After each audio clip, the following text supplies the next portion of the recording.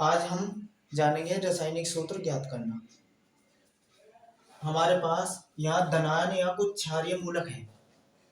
एक संयोजी आयन यानी कि जिन तत्वों की संयोजकता एक होती है, ये वे वाले तत्व है। ये द्विसंयोजी आयन है, वे तत्व जिन पर दो धनायन होते हैं। और त्रिसंयोजी आयन जिन तत्वों पे तीन धनायन होते हैं। इसी तरीके से इधर मैंने कुछ ऋणात्मक या अम्लीय मूलक लिखे हैं। एक संयोजी आयन यानी कि ये वे ऋणात्मक तत्व होते हैं जिन जैसे क्लोराइड, इस पे एक ऋणात्मक, ब्रोमाइड एक ऋणात्मक। इसी तरीके से द्विसंयोजी आयन जैसे ऑक्साइड, इन पे दो माइनस के हैं, सल्फेट पे भी दो माइनस। ये द्विसंयोजी आयन है यानी कि जिन पे दो माइनस के होते हैं। इसी तरीके से त्रिसंयोजी आयन यानी कि वे तत्व जिनके ऊपर तीन ऋणात्मक चार्ज होता है। तो हम सीखेंगे, आज आपको बताएंगे रासायनिक सूत्र ज्ञात करना। तो हम जानेंगे आज रासायनिक सूत्र ज्ञात करना। अगर मैं इसमें से कोई एक संयोजी आयन लूं, जैसे कि सोडियम। सोडियम पे जो है वो एक पॉजिटिव का चार्ज होता है। कितने पॉजिटिव चार्ज होते हैं? एक। अगर सोडियम की क्रिया मैं किसी से भी यानी कि कोई भी ऋणात्मक, चाहे वो एक संयोजी आयन हो, चाहे वो द्विसंयोजी आयन हो, चाहे वो त्रिसंयोजी आयन हो, तो सोडियम सबसे सबसे बंद बना के जो रासायनिक सूत्र बनाएगा वे कौन सा बनाएगा? देखो, जैसे सोडियम क्लोराइड से क्रिया करके क्या बना लेगा? Sodium chloride. इसी तरीके से सोडियम को अगर मैं ब्रोमाइड के साथ लिखूं तो क्या बनेगा? Sodium bromide. इसी तरीके से सोडियम को अगर मैं किसी द्विसंयोजी आयन के साथ लिखूं, जैसे कि सल्फेट के साथ लिख दूं, तो क्या बनेगा? Sodium sulphate. और सोडियम को अगर मैं कार्बोनेट के साथ लिखूं तो क्या बन जाएगा? Sodium carbonate. अगर मैं सोडियम को किसी त्रिसंयोजी वाले तत्वों के साथ लिखूं, जैसे कि सोडियम नाइट्राइट, सोडियम नाइट्राइड, तो अब हम इनका रासायनिक सूत्र बनाना जानेंगे। ठीक है, सबसे पहले मैंने क्या लिया? Sodium chloride. तो देखिए, सोडियम अभी मैंने बताया सोडियम पे एक धनायन होता है और क्लोराइड पे क्या होता है? एक ऋणायन होता है। तो इसके नेगेटिव चार्ज तो सोडियम के अणु बन जाएंगे और सोडियम के पॉजिटिव चार्ज क्लोराइड के अणु बन जाएंगे। तो सूत्र हमारा क्या बनेगा? NaCl। एक पॉजिटिव एक नेगेटिव, यानी कि कैंसिल भी हो सकते हैं। अगर सेम आयन है तो कैंसिल हो जाएंगे, तो क्या बनेगा? NaCl। इसी तरीके से अगर हम बनाए सोडियम ब्रोमाइड, देखो इसी तरीके से हम देखेंगे सोडियम ब्रोमाइड। सोडियम यानी कि Na कितने चार्ज होते हैं इस पे? प्लस का 1। और ब्रोमाइड इस पे कितने निगेटिव होते हैं? 1। सेम चार्ज हुए, एक प्लस का, इस पे एक माइनस का, तो कैंसिल हो गए। तो क्या बन गया है फार्मूला? NaBr। तो इसका जो रासायनिक सूत्र बना सोडियम ब्रोमाइड का, वो बना है NaBr। इसी तरीके से अगर हम अब बनाए किसका? Sodium sulphate. तो सोडियम सोडियम पे आपको पता ही है एक पॉजिटिव चार्ज होता है। इसी तरीके से सल्फेट, सल्फेट पे कितने निगेटिव होते हैं? 2। तो ये जो इसके दो निगेटिव है वे सोडियम के अणु बन जाएंगे और जो सोडियम पे पॉजिटिव है वे सल्फेट के बन जाएंगे। तो क्या सूत्र बन के आएगा? Na, इस पे कितने आएंगे? 2। और SO4 के कितने अणु बनेंगे? 1। तो ये बन गया Na2SO4 किसका? सोडियम सल्फेट का सूत्र। ठीक है, अब हम जानेंगे इसी तरीके से अगर हमें सोडियम कार्बोनेट का बनाना हो तो वो क्या बनेगा?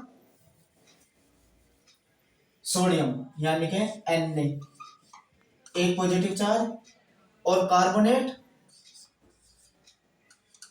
इस पे दो नेगेटिव चार्ज होते हैं।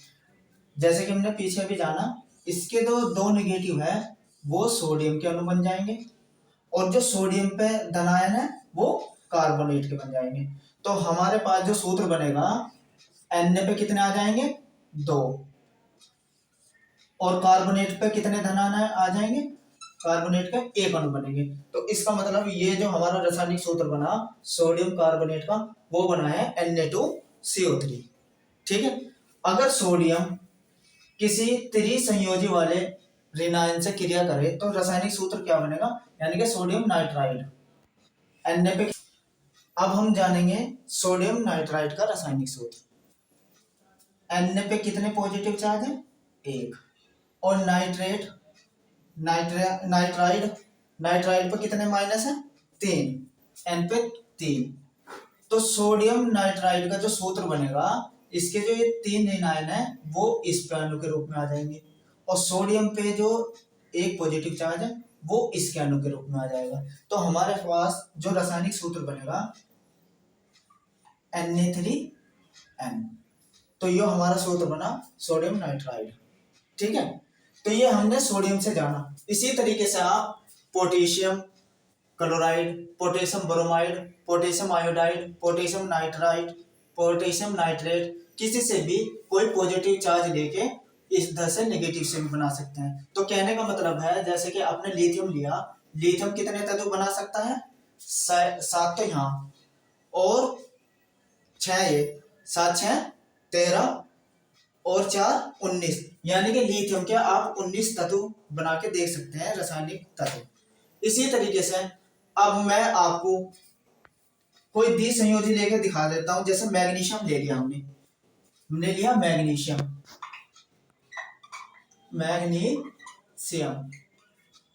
अब मैग्नीशियम की अगर मैं मैग्नीशियम के साथ हाइड्रोक्साइड ले लूं तो क्या क्या रासायनिक नाम बनेगा इसका, मैग्नीशियम हाइड्रोक्साइड।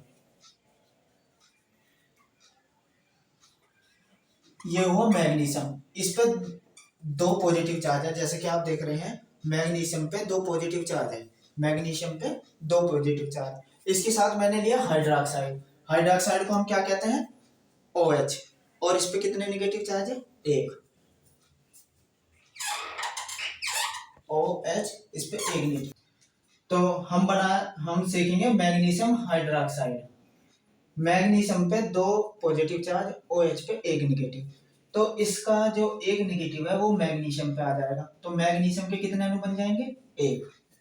इसी तरीके से OH पे कितने अणु बनेंगे, OH के, OH का होल ट्वाइस, यानी कि Mg के 2 जो धनायन है वो OH पे अणु के रूप में आ जाएंगे।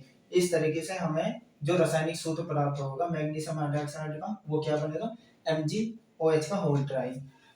अब आप भी इनकी प्रैक्टिस करके देखना। हर एक पॉजिटिव पहले हाइड्रोजन लेना, उसके साथ आप hydrogen chloride, hydrogen bromide, hydrogen iodide, इसी तरीके से आप कोई से भी धनायन लेके किसी भी ऋणायन के साथ आप रासायनिक सूत्र अच्छे से बना सकते हैं। ठीक है। इसी प्रकार हम एक त्रिसंयोजी आयन जैसे कि एल्युमिनियम को लेके किसी भी एक ऋणायन से हम एक रासायनिक सूत्र बना के दिखाएंगे आपको। जैसे कि हमने लिया एल्यूमिनियम, इस पे कितने धनायन होते हैं, 3, एल्यूमिनियम पे 3 धनायन होते हैं। अब एल्यूमिनियम को मैं किसी द्विसंयोजी आयन से अगर मिलाकर कोई रासायनिक सूत्र बनाऊं तो ये क्या बनेगा। अगर मैं ले लूं एल्यूमिनियम कार्बोनेट, इसके साथ मैं ले लेता हूं कार्बोनेट CO3, इस पे 2 नेगेटिव चार्ज, तो मेरे पास जो रासायनिक सूत्र बनेगा वो बनेगा एल्यूमिनियम कार्बोनेट 3। तो एल्यूमिनियम का क्या बना हमारे पास, एल्यूमिनियम कार्बोनेट। इसका रासायनिक सूत्र हम जानेंगे एल्यूमिनियम कार्बोनेट का कैसे बनेगा।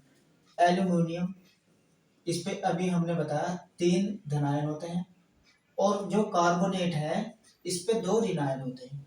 ठीक है, ये आपस में जब बंध बना के जो रासायनिक सूत्र बनाएंगे, इसके तो 2 नेगेटिव चार्ज हैं, वो एल्यूमिनियम पे अणु के रूप में आ जाएंगे।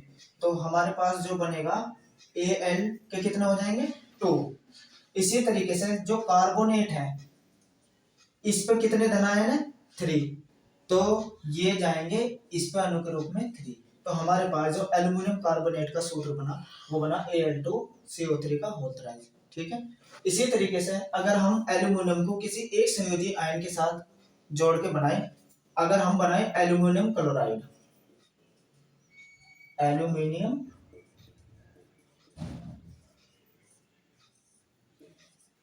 क्लोराइड,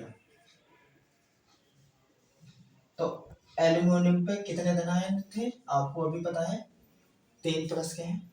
इसी तरीके से क्लोराइड पे कितने ऋण आयन है, जैसे कि आप देख रहे हैं 1 ऋण आयन है। तो एल्यूमिनियम क्लोराइड अब का जो रासायनिक सूत्र बनेगा, ये देखिए एल्यूमिनियम क्लोराइड, ये एल्यूमिनियम के 3 धन आयन तो जाएंगे क्लोराइड पे, और इसके 1 ऋण आयन आ जाएगा एल्यूमिनियम पे। तो हमारे पास जो सूत्र बनेगा रासायनिक सूत्र, Al के तो आ जाएंगे 1, और Cl के कितने बनेंगे 3। तो एल्यूमिनियम क्लोराइड का जो रासायनिक सूत्र बना है वो बना है AlCl3। तो आपने द्विसंयोजी आयन से सीख लिया एल्यूमिनियम का, एक संयोजी आयन से सीख लिया। अब देखिए द्विसंयोजी आयन से अगर हम वो त्रिसंयोजी आयन से अगर हम बनाए, जैसे कि एल्यूमिनियम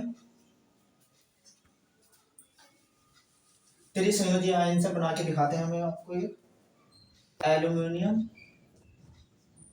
3 पॉजिटिव, और इसके साथ फास्फाइड अगर हम ले, फास्फाइड का जो P इस पे 3 निगेटिव, ठीक है, सेम चार्ज है, 3 निगेटिव 3 पॉजिटिव, तो ये एक दूसरे से कैंसिल हो जाएंगे।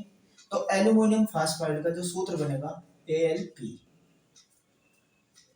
ठीक है, इसी तरीके से आप भी रासायनिक सूत्र इनके द्वारा आप बना के देख सकते हैं, और सभी आपके रासायनिक सूत्र बनाने आ जाएंगे। ठीक है फ्रेंड्स, ओके।